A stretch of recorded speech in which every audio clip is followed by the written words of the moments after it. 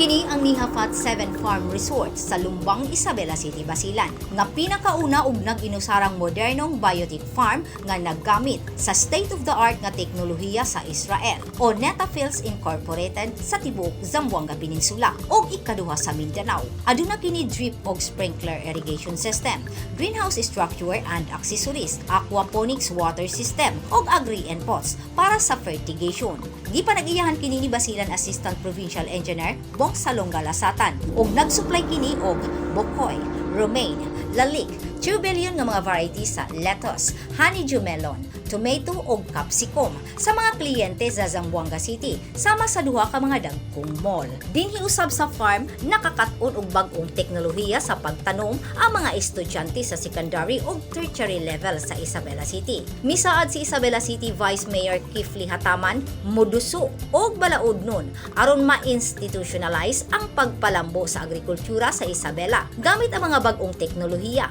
aron dili na magsalig ang mga residente nga mag-angkat og gulay o prutas sa laing lugar. Dugang pa ni Vice Mayor Kifli nga kining modernong biotic farm kinahanglang ipresentar sa umaabot nga Agriculture Summit karong bulan sa Mayo. Diin ang tanang tag-iya og yuta, mag-uuma og stakeholders magtigom alang sa pagtukod og roadmap sa syudad aron mapalambo ang panginabuhian sa mga mag-uuma sa syudad sa Isabela.